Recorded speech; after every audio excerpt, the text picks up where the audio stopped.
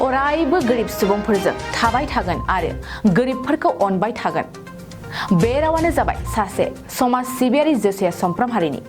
चिराङाव गोरिब सुबुंफोरनो खैफोदाव हेफाजाब होबोबाय थादों बुंब्ला जों जिसे समफ्राम हारिखौ रायखांनांगोन।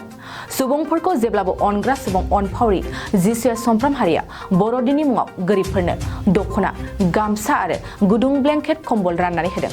समाजाव रायजो राजाफोरखौ अनसायग्रा होनोब्ला सरकारनि अनगायै जिसे समफ्राम हारिया सासे। थारैनो नंगौ, रायजो राजाफोरनि गोनांथि आरो खैफोदाव गोबां खेब रैखाथि महरै हाबा मावबोबाय थानायखौ नुनो मोनदों। जिसे समफ्राम हारिखौ बेबादिनो दिनैनि समावबो गुसु बोथोराव गोरिब रायजो राजाफोरखौ अनखांनानै बाख्नायजाथाव हाबा मावदों। जिसे समफ्राम हारिया गुदुं जि गैजायै गोरिब सुबुंफोरनो जिसे समफ्राम हारिया बर'दिननि मुङाव दखना, गामसा, जि आरो गुदुं ब्लेंकेट कम्बल राननानै होनायजों लोगोसे साफ्रोमखौबो गावनिख्रुइ देरसिनफोरखौ सनमान लायो। जोङो जिसुखौ धन्यबाद होयो। माने ख्रिस्टमासनि समायावहाय जोंहाथ' निरुफाय जादोंमोन, जेबो गैयामोन। जोंनो अनसुंथाइ होनायनि थाखाय जों जोंनि बिसानि समान बे जिसुखौ धन्यबाद होयो।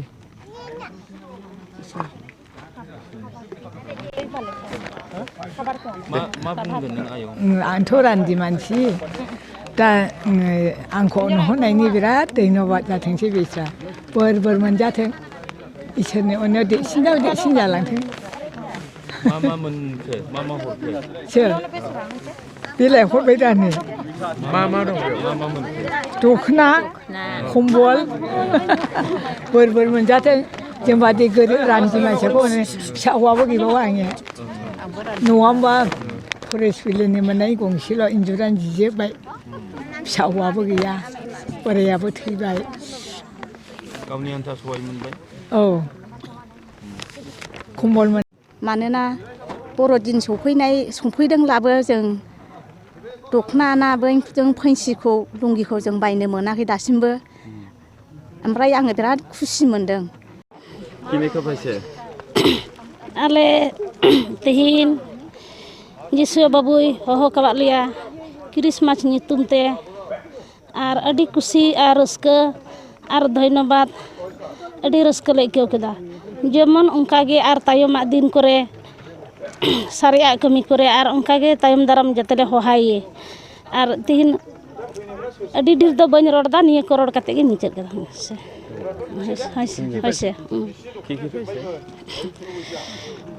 কাপড় কম্বল পাইছে আৰু লুঙ্গি পাঞ্চি হরতে কম্বল লে ñam kida আর লুঙ্গি পাঞ্চি লে ñam kida ᱟᱹᱰᱤ ᱠᱩᱥᱤ ᱟᱨ ᱨᱟᱹᱥᱠᱟᱹ ᱞᱮ ᱟᱹᱭᱠᱟᱹᱣ ᱠᱮᱫᱟ ᱱᱤᱭᱟᱹ ᱠᱚᱨᱚᱲ ᱠᱟᱛᱮ ᱜᱤᱧ ᱢᱩᱪᱟᱹᱫ ᱠᱮᱫᱟ ᱦᱳᱭᱥᱮ गिबियाव आं नैबे चेनेलखौ नायगिरि रायजो राजा आइ आफा बिदा फंबाय गासैखौबो आंनि गोसो गोरबोनिफ्राय आंनि अननाय आरो सिबिनायखौ जासिग्रोनाय जाबाय।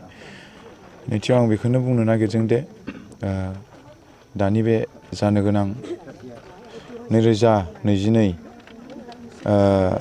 ख्रिस्टमास दा हरनि 12टानि उननिफ्राय जों ख्रिस्टमास फालिसिगोन। बे फालिनायाव जों गोबां माने अनेक मानसिफ्रा दिनै गोबां रंजानायजों जानायजों लोंनायजों खुसि जों बयबो खालामनो लुबैयो।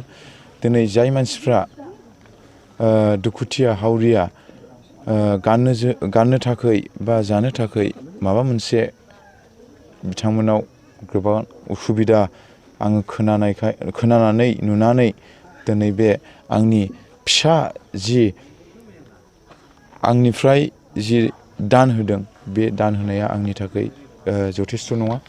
मानो होननानै बुङोब्ला दिनै गोबां दुखुथिया मानसिफ्रा गावसिनि गोसोआव बेसेबां दुखु जायो गावसोरसो मिथियो। नाथाय दिनै जोङो गोबां एसे एनै थाखा फैसा गोनां बा धोनि मानसिफ्रा माबायदि लेभेलाव जायो आरो गैयै मानसिफ्रा माबायदि अबस्थायाव थायोब्ला माबायदि जायो बेखौ जों मिथिया। अब्लाबो दिनै आंबो गोदोनिफ्रायनो बेबायदि अबस्थायाव जाबोनानै दिनै बेफोरबायदि जौगाथायावदि आं जाफैबाय।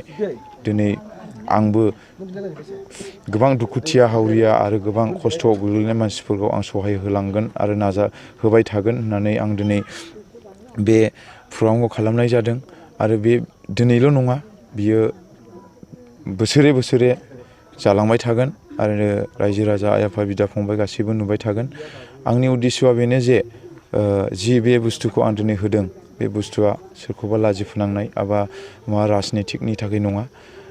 दुखुथिया हावरिफ्राबो जाहाथे रंजा खुसियै गाननानै जोमनानै बयबो बोसोराव खनसे इसोरखौ सिबिनायाव जाहाथे जों बयबो खौसे जानानै ज' जाहाथे जोङो इसोरखौ सिबिलांनो हायो बेखौ साननानै दिनै आं बे जि खम्बल आरो दख'ना आरो आदिबासिफोरनो थाखाय फानसि आरो खम्बल गांसे दिनै आं बेखौ होबाय। बेखौ आं गावनि गोसो दुग्गानाय गोसोजों नङा, गोसो खुसियै बे बुस्थुखौ होदों। मानो होननानै बुङोब्ला दिनै जोङो ख्रिस्टियान हिसाबै जोङो माखासे खोथाफोरखौ जों गोसोखांब्ला बुङोब्ला जों बुंनांगौ जायो। मानो होननानै बुङोब्ला उसुं खाथिनि मानसिखौ गावखौ बायदि अन, गाननो गैयि मानसिखौ गाननो हो आरो जानो गैयिखौ जानो हो होननाय बे बाथ्राखौ दिनै आं गोसोखांबाय थायो। आरो आं मावफेराखैमोन, दिनै आं दिनै बे खामानिखौ आं सुरुवात खालामनाय जाबाय आरो बेखौ बोसोरे आङो मावलांबाय थागोन। आरो दिनै आङो जोंनि मादैमोन, आयंमोन, बाजैमोन, आनैमोन गासैनिफ्रायबो दिनै आं आसिरबाद आरो बोर लानानै बिनिफ्राय बांसिन आं खामानिखौ मावलांगोन होननानै आं जुजिलांगोन। बेयो आंनि मोनसे गोसोनि साननाय आरो बे आंनि खामानि मावनायाव गोबां आंनि लोगोफोर दिनै आंजों दङ। बिथांमोना बिराद खस्थ' खालामो। बिथांमोना दिनै आं हानो हायाब्लाबो बिथांमोना नोंनि थांखियाल', नोंनि साननायाल' जाथों आरो जि नों होदों बेनो जोंनि थाखायबो माबा मोनसे पुरस्कार मोननाय बायदि होननानै बिथांमोना आंखौ बिराद मदद खालामो। बिथांमोना आं दिनैसिमबो जेबो होनो माबा गैया। बिथांमोना आंल' नङा, बिथांमोनाबो आङो हानायखिनिखौ सहाय होलांफाबावो आरो धन्यबाद होबावबाय। बिथांमोना जाय चेनेलखौ नायगोन बिथांमोना जाहाथे आंनि माबा मोनसे बुंनायफ्राव गोरोन्थिफोर जायोब्ला जाहाथे बिथांमोना निमाहा होयो आरो सोरबाफोर बायदिया जुदि गोसो गुदुं दङब्ला जाहाथे उननि समायफ्राव जाहाथे बिथांमोनाबो बेबायदिनो खामानि मावलाङो बेखौ आं खावलायनो थाबाय रायजो राजानिसिम। ख्रिस्टमासनि समाव इसोरनाव बोर बिनो आरो रंजानायाव मा मेसेज हरनो सानो रायजो राजानिसिम? बेनो ख्रिस्टमासआ बोसोराव खनसे। देग्लाय बे बोसोराव 2022 बे बोसोरा डिसेम्बर लास्ट, बे बोसोर जोबनाय लोगो लोगो जोङो 2023 मायथाइ सफैसिगोन। बे सफैनाय लोगो लोगो जोङो निउ इयार फालिगोन आरो 2022 मायथाइखौ जोङो पालन खालामनायजों लोगोसे बिदाय खालामनायजों लोगोसे जोङो ख्रिस्टमासखौ फालियो। बे ख्रिस्टमास फालिनायनि मेन उद्देश्यआनो जाहैबाय जोंनि थाखाय जाय बिफाया जों पापिफोरनि थाखाय गोबां पाप मावनायनि थाखाय दिनै इसोरा जोंनो गावनि सासेल' बिसा हौवाखौ दिनै दान हरबाय। बेनि थाखायनो जोनोम जानायजों लोगोसे बेखौ जोङो पालन खालामनांगौ गोनां जायो रंजा खुसि। आरो जों बे रंजानायाव जों बयहाबो गोजोननाय दं आरो बे प्रग्रामाव जों बयबो